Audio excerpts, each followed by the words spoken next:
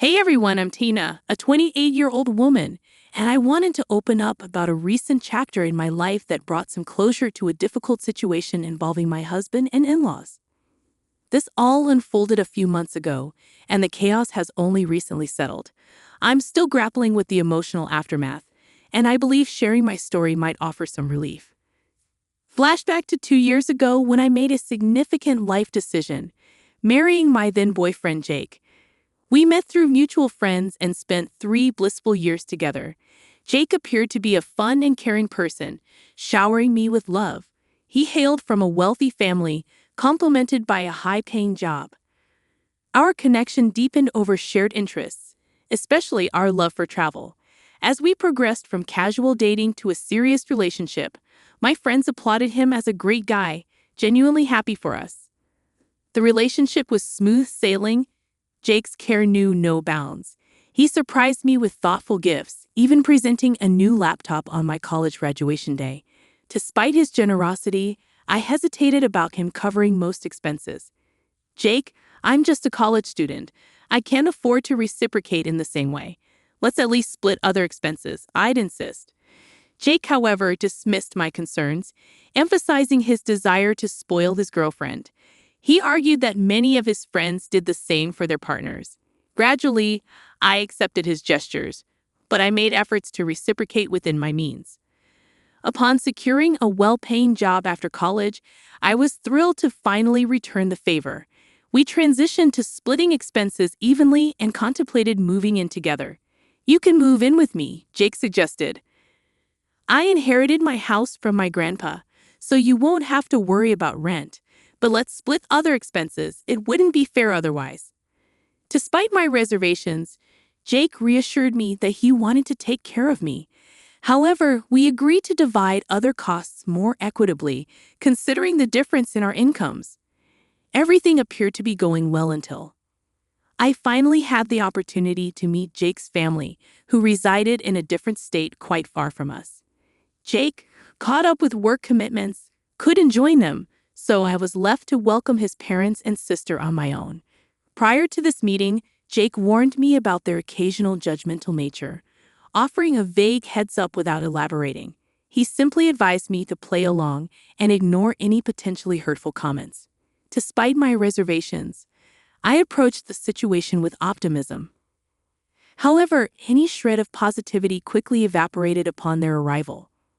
When Jake's parents and sister landed, they appeared visibly annoyed, a stark contrast to the warm reception I anticipated. As we gathered for a conversation, it became evident that they held a negative opinion of me. "So you're the woman Jake has been seeing. I didn't expect to find you in this house. Do you even pay rent?" Sandra, Jake's mother, questioned with a disapproving tone. "No, Sandra, I don't pay rent. Jake mentioned that the house is fully paid for, but we split all the bills evenly," I explained, hoping to address any concerns. Sandra dismissed my explanation, asserting, "Just because the house is paid for doesn't mean you can mooch off him. This is his house, not yours. Remember that for the rest of your life." The conversation took an uncomfortable turn, especially with Jake's sister, Cassie, who seemed more interested in glaring at me than engaging in dialogue. When I attempted to include her by asking about her life, she responded with irritation, mentioning her marriage to a wealthy billionaire back home. Despite my efforts to bridge the gap, she waved me off, and Jake offered no support, seemingly aligning himself with his family's sentiments. Throughout their stay, Dave and Sandra continued to criticize me. They disapproved of my spending on makeup and skincare, insisting I shouldn't indulge in such luxuries when not contributing enough to the household. Their suspicion that I was relying on Jake's finances intensified, fueled by Jake's occasional unfounded remarks against me. For instance, he casually mentioned, Tina was a struggling student, even when it wasn't entirely true. When we first met, I found myself covering all the expenses, given that Tina had just started a job that didn't quite support her apparent taste for luxury. Confused by Jake's unexpected comments, I reminded him that we split our bills, emphasizing that I lived a simple life before and during our relationship. I clarified that any luxury items I owned were gifts from him, and I even used to scold him for overspending. However, Jake insisted that his status demanded extravagant gifts, and now I see it was more about him boasting to his friends.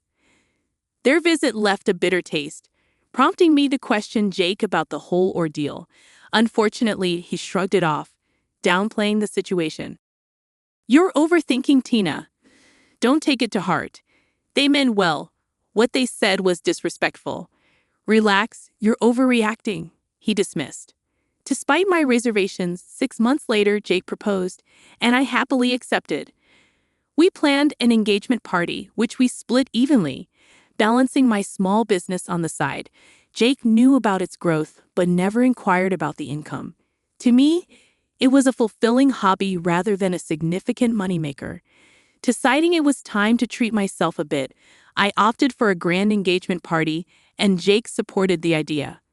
We divided the expenses equally, and I even covered the plane tickets for my extended family to attend. However, on the day of the party, criticism resurfaced. "You shouldn't have splurged so much at this party, Tina. You're draining Jake's account before you're even married. At this rate, you'll end up with a backyard wedding. I thought you were financially irresponsible, but it's worse than I thought," they remarked. I firmly declared to Sandra, "The party was extravagant, but we both agreed to it. I paid my share, and it was your son's idea to include everyone." Tina insisted a lot, and I couldn't say no. "I don't mind spending, but this party cost us a lot," Sandra retorted, accusing me of manipulating Jake into spending money, claiming he just couldn't say no to me. Cassie joined in, asserting that she knew the kind of person I was and that I should have fought better. Frustrated, I excused myself and sought a moment of respite on the venue's lawn, only to find Cassie and her husband Jim laughing at my expense. It felt like my engagement party was unraveling, with Jake oblivious to his family's judgments. Most of his extended family assumed I was jobless, painting me as a dependent fiancé. My mom, perceptive and protective, noticed my distress and approached. Aware of how hard managing finances could be as a single parent, she urged me to reconsider the engagement, pointing out the ongoing mean comments from Jake's family. After the party, I confronted Jake about the situation. He dismissed it as a joke, expressing his love and stating he didn't care about financial matters. However, I reiterated my desire to contribute, especially towards rent, but he brushed off the suggestion. Wedding planning brought more stress, with Jake's parents criticizing my choices and accusing me of bankrupting their son. I defended myself, stating that we were all contributing to the wedding, including my mom. Sandra's response was harsh, accusing me of robbing her son and insinuating that they expected us to empty the bank account for the wedding as well. I calmly addressed Dave's concerns. "I'm not asking for money, Dave. I'm simply letting you know that we can pay for this wedding just fine." On the day of the wedding, Cassie continued her comments on my dress and makeup expenses, despite my clarification that my mom covered those costs. The ceremony proceeded smoothly, but during the reception, Sandra and Dave couldn't resist bringing up my spending habits and accusing me of bleeding their son dry. Despite their negativity, I chose to keep quiet to prevent them from spoiling my special day.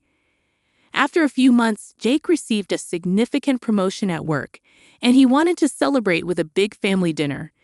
I was thrilled for him and decided to make the dinner extra special by offering to cover all the expenses. "I want this dinner to be extra special, Jake.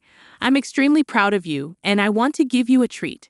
I've decided to pay for the dinner party completely," I enthusiastically told him. Jake was delighted by my gesture, and I explained that my business was doing well. I had a salary from my job, and I recently gained access to a trust fund from my paternal grandfather. I planned the entire event, ensuring everything was perfect for the celebration. However, when his family arrived, they were visibly displeased with the preparations. Despite positive feedback from others, it soon became evident that his family had issues with the celebration. During the speeches, Sandra stood up and loudly declared, "I thank everyone for gathering here to celebrate my son. He's incredibly hardworking and generous.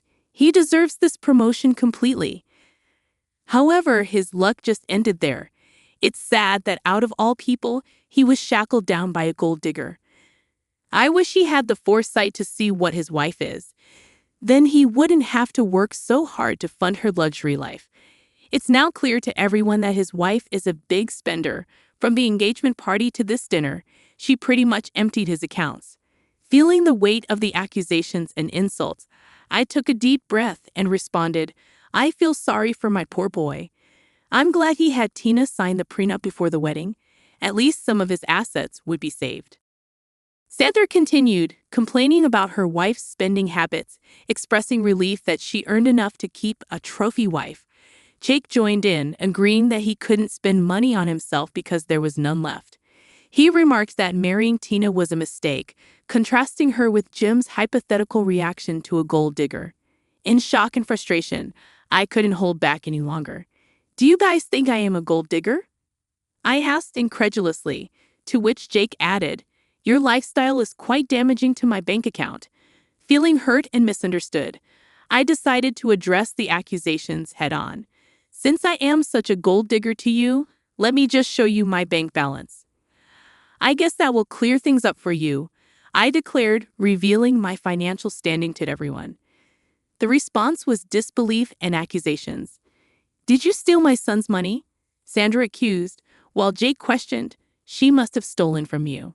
Frustrated, I clarified, I don't need to steal money from your son. This is all my blood and sweat. Also, I recently got access to my trust fund left to me by my grandfather. I was going to get a bigger house with it and surprise Jake, but I guess that won't be happening anymore. Despite my attempt to set the record straight, Jake suggested we can still buy the house. It'll be a lovely gift. However, I stood firm, expressing my refusal to accept a gift after enduring insults from his family. This is not happening. Your family has been insulting me for too long, and you never once stood up for me. Instead, you made up these lies about how I'm using your money, I asserted, feeling the need to address the long-standing issue. Jake attempted to downplay the situation, claiming I was overreacting. However, I stood my ground, stating, no, I am not overreacting. All the people here know what your family has been calling me. They were here when you let them insult me during our engagement party. Feeling the weight of years of disrespect and humiliation, I finally decided I could no longer tolerate the toxic environment. I sternly told Jake, I want a divorce. He attempted to plead and explain, but my mom intervened, advising him to keep quiet. You never defended my girl all these years. It's time she ends this toxic relationship for good, she asserted. We left the party, leaving the shocked attendees whispering amongst themselves. Despite exposing Jake to his extended family, friends, and colleagues, I didn't care anymore. I was done with him. Mom and I went straight to the house, collected my belongings, and Jake kept blowing up my phone in an attempt to talk. I muted it and went to stay with my mother. The next day, I contacted my cousin, a lawyer, to draw up divorce papers. With a prenuptial agreement in place, the split would be straightforward, and I wouldn't have to give him any money, despite having more than him now. Jake and his family showed up at my mom's place demanding to talk. Mom firmly told them to leave, and Jake kept trying to contact me, sending a range of messages from sobbing apologies to threatening harm. I stored all the recordings, preparing for a potential restraining order. Despite the emotional turmoil, I found strength in my mother's support. Jake even tried to show up at my office, but security was informed beforehand, promptly removing him. It was then I decided to quit my job. Though well-paying, my booming business meant I no longer needed it, and I wasn't interested in becoming a millionaire. I simply desired a peaceful life with dignity, so I submitted my notice that day and decided to move forward. A week after serving Jake with divorce papers at his workplace, he showed up at my former workplace, only to discover I had already quit. Colleagues informed me about his persistent attempts to send flowers and gifts to my mother's address. We returned the parcels, but the harassment continued, prompting me to contemplate relocation. With my mother's support, I found a perfect house in the next state, offering me a haven away from my ex. Currently awaiting finalization of paperwork, the judge granted a relatively smooth divorce due to the solid prenuptial agreement. During the 6 months of separation, I used the time to gather myself. Once the divorce was finalized, I promptly moved to my new home, changing my number to escape the relentless spam from Jake and his family. I heard Jake's life was in turmoil, blaming his parents for the marriage breakdown. Professionally, he faced a significant setback, with colleagues avoiding him and seniors displeased with the negative publicity in their close-knit community. His parents resorted to spreading rumors about infidelity, but fortunately, these falsehoods failed to gain traction. On the contrary, my life took a positive turn. Focused on enhancing my business and relishing newfound freedom, I started going out and even ventured into the dating scene. Jake's insecurities made me cautious about committing too quickly, but I remain hopeful that with time, I will heal and find someone who truly cherishes me. While Jake's actions caused me pain, the strength gained from overcoming those challenges has propelled me into a brighter future, full of possibilities and self-discovery.